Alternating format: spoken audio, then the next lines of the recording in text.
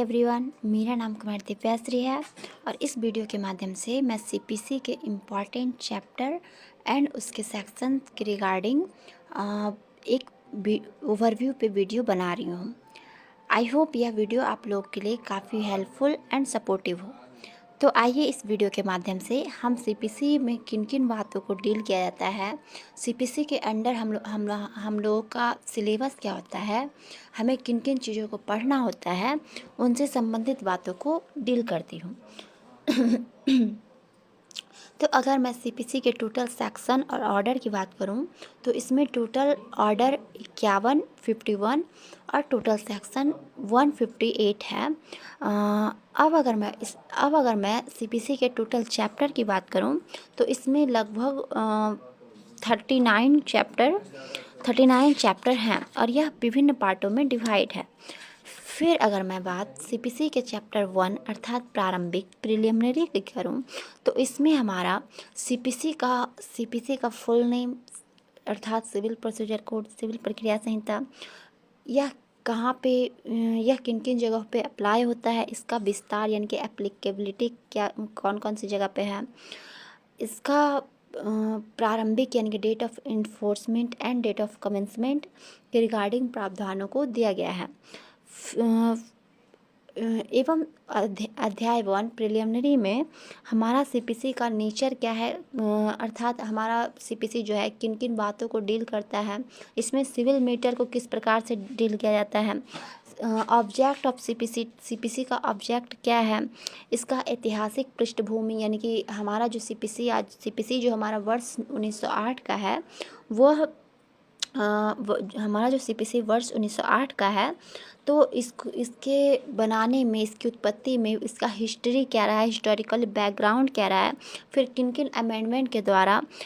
इसका जो amendment act 1976 and 1999 और 2002 का जो अमेंडमेंट एक्ट है, जिसके बाद हमारा 1908 का जो आज भी हम लोग सीपीसी फॉलो करते आए हैं, तो इन सब बातों पे सीपीसी के चैप्टर 1 में डील किया गया है। अब अगर मैं बात सीपीसी के चैप्टर 2 की करूं तो इसमें परिभाषाएं और संहिता से संबंधित प्रावधानों को डील किया गया है। अर्थात सीपीसी के चैप्टर 2 में हमारा डेफिनेशन क्लाउज में हमारा लगभग 20 डेफिनेशन दिया गया है, जिसमें हमारा सम इम्पॉर्टेंट डेफिनेशन की अगर मैं बात करूं तो यह है डिक्री, अज्ञप्ति, डिक्री क्या इंसेंशियल ऑफ डिक्री, फिर हमारा इसमें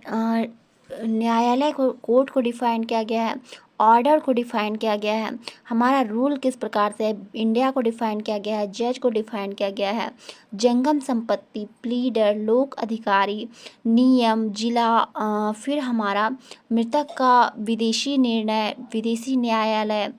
निर्णय के अंतर वस्तु यानी कि एक जजमेंट का किन किन चीज़ों में एक जजमेंट जो बनता है उसमें किन किन चीज़ों को देखा जाता है, फिर डिग्री होल्डर, जजमेंट डेप्टर, इन सब विभिन्न डेफिनेशन को डिफाइन किया गया है। फिर इसमें हमारा सम इम्पॉर्टेंट डेफिनेशन, हमारा सिग्नेचर, हमारा सेक्शन 4 में अगर मैं अब सेक्शन 3 की बात करूं तो इसमें सीपीसी में हमारा जिन जिन वर्ड का यूज किया गया है और अगर सीपीसी में उन वर्ड को डिफाइन नहीं किया गया है तो उससे संबंधित हम अदर लॉ में अगर वो वर्ड डिफाइन किया गया है तो उसके रिगार्डिंग हम उस वर्ड का मीनिंग लेंगे। फिर अगर मैं बात अध्याय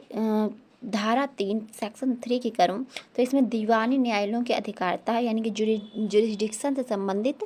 बातों को डील किया गया है। फिर इसी प्रकार अगर मैं बात सीपीसी के सेक्शन 4 की करूं तो इसमें हमारा व्यावृत्तियां, सेविंग क्लॉज से रिलेटेड प्रोविजन को डील किया गया है। सेविंग क्लॉज में हमारा बताया गया है कि किस प्रकार से अगर सीपीसी किसी वाद में अगर सीपीसी है और कोई रेवेन्यू लॉ है तो उस टाइम हमारा रेवेन्यू लॉ ही प्रिवेल होगा।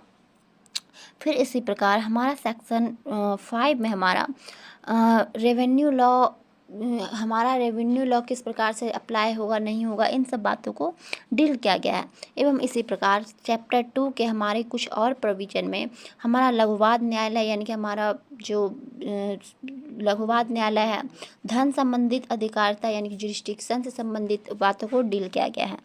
इसी प्रकार अब अगर मैं बात अध्याय 3 की करूं तो इसमें वाद सामान्य रूप में यानी कि हमारा सूट से रिलेटेड विभिन्न प्रोविज़न को डील किया गया है। जैसे हमारा सूट से रिलेटेड कोर्ट का जुरिस्डिक्शन क्या होगा, कोर्ट का जुरिस्डिक्शन को भी विभिन्न पार्ट में विभिन्न भागों में डिवाइड किया गया है। जैसे इसमें हमारा धन संबंधी जुरिस्डिक्शन हुआ, फिर हमारा स्थानीय जुरिस्डिक्शन हुआ, वैल्यू से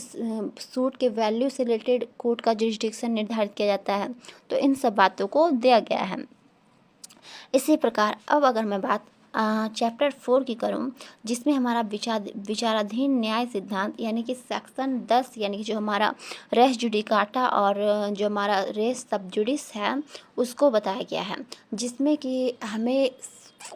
रेस सबजुडिकाटा और रेस सबजुडिस में हमें यह बताया गया है कि एक ही मामला को दोबारा कोर्ट में दर्ज नहीं करवाना चाहिए, नहीं किए जाने के से संबंधित प्रोविज़न को बताया गया है, जिसकी वजह से कोर्ट पे बर्डन बढ़ता है, कोर्ट के वर्क पे जो बहुत ज़्यादा बोझ होता है उसको कम करने हेतु यह सेक्शन 10 का प्रोविज़न लाया गया है। तो इसी प्रकार अब अगर मैं बात अध्याय 5 सेक्शन 11 की करूँ, जिसमें हमारा प्रांग न्याय का सिद्धांत यानी कि रेस जुडिकाटा वही चीज़ है कि हमारा दोबारा मामले को यानी कि हमारा कोर्ट में एक ही मामला दोबारा पेंडिंग ना हो, मामले को पेंडिंग और कोर्ट का बर्डन कम करने हेतु यह प्रावधान लाया गया है। अब इसी प्रकार अगर मैं बात अध्याय 6 अतिरिक्त वाद का वर्जन और विदेशी निर्णय से संबंधित बातों को हमारा अध्याय 6 के अंतर्गत डील किया जाता है, जिसमें टोटल सेक्शन हमारा 12 से लेकर फिर इसमें हमारा बहुत सारा ऑर्डर भी देखने को मिलता है। इसी प्रकार अब अगर मैं बात अध्याय 7 वाद संचित करने का स्थान यानी कि हमारा किसी व्यक्ति के द्वारा अगर वाद से संबंधित सूट से संबंधित सूट किन किन न्यायालयों में दर्ज किया जाएगा उनसे संबंधित प्रावधानों को यहाँ पे बताया गया है कि अगर हमारा किसी व्यक्ति कोई विवाद अगर इशू क्रिएट हुआ तो उनसे संबंधित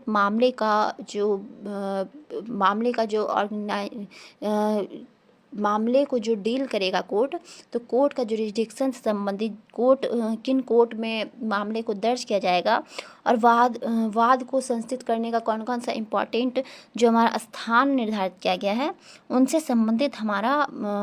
प्रोविज़न को बताया गया है कि अगर हमारा विक्रय से संबंधित कोई मामला हुआ या फिर अगर हमारा संविदा से पति और पत्नी के मध्य जो विवाद हुआ या फिर हमारा बैंक और ग्राहक से संबंधित अगर कोई विवाद हुआ, ऋण और ऋणदाता से संबंधित, भागीदारी से संबंधित, अगर इन सब मामलों से संबंधित कोई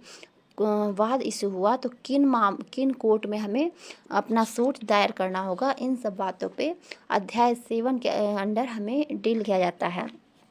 इसी प्रकार अगर मैं बात अध्याय 8 वादों का अंतरण ट्रांसफ़र ऑफ सूट की बात करूं तो इसमें हमें एक न्यायालय से दूसरे न्यायालय में प्रतिवादी या फिर कोर्ट स्यू मोटो यानी कि स्वविवेक के आधार पे भी या फिर एप्लीकेशन पे पक्षकारों के एप्लीकेशन पे यहाँ पे कोर्ट जो है एक न्यायालय से दूसरे न्यायालय में सूट का अंतरण करता है। तो अध्याय 8 में हमें सेक्शन 22 से लेकर सेक्शन 24 तक के प्रोविज़न को डील किया गया है और इनमें हमें ऑर्डर भी पढ़ने होते हैं। इसी प्रकार अगर मैं बात अगर मैं बात अध्याय 9 की करूं, जो कि वादों का संचित किया जाना और वाद पत्र यानी कि हमारा प्लेंट किस प्रकार से प्लेंट का माइनर क्या होता है, प्लेंट किस प्रकार से तैयार किया जाता है, इन सब बातों को डील करता है। तो हमारा चैप्टर 9 में हमें जब अगर कोई दो व्यक्तियों के बीच अगर कोई इशू क्रिएट हुआ और एक व्यक्ति के द्वारा जब न्यायालय में कोर्ट सूट दर्ज किया गया है तो यहाँ पे अब उस व्यक्ति के द्वारा अपने प्लेंट में किन किन बातों को दर्ज किया जाएगा, किन किन बातों को अनिर्दोष को क्लेम किया जाएगा और प्लेंट का एक इसेंशियल पार्ट क्या है ड्राफ्ट करने का, इन सब बातों पे ध्यान दिया गया है। और आज इस वीडियो के आज इस वीडियो का अंतिम जो लास्टली जो चैप्टर हमारा 10 है, उसमें हमारा वाद के पक्षकार यानी कि हमारा किसी भी वाद में मुख्य रूप से 2 ही पक्षकार पाए जाते हैं, एक प्लेंटिव और एक डिफेंडेंट, अर्थात वादी और प्रतिवादी। तो वाद के पक्षकारों, वादी और प्रतिवादी से संबंधित विभिन्न प्रोविज़न को हमारा अध्याय 10 डील करता है। तो अभी के लिए धन्यवाद। आई होप यह वीडियो आप लोगों के लिए काफ़ी हेल्पफुल और सपोर्टिव रहा होगा। इस वीडियो के माध्यम से आप लोगों को एक ओवरव्यू मिल सकेगा कि हाँ, हमारा जो सीपीसी है, सिविल प्रोसीजर कोड, सिविल प्रक्रिया संहिता जो है वर्ष 1908 का, वो किन किन बातों को डील करता है। और आगे मैं अध्याय 10 के बाद आगे वीडियो लाऊं, इसी प्रकार का वीडियो मैं आगे भी बनाती रहूं। तो प्लीज़ अपना कमेंट और लाइक सब्सक्राइब ज़रूर करें। और इस चैनल पे मैं डेली लॉ से रिलेटेड, लॉ के विभिन्न सब्जेक्ट से रिलेटेड वीडियो को अपलोड करती रहूँगी। तो अभी के लिए धन्यवाद।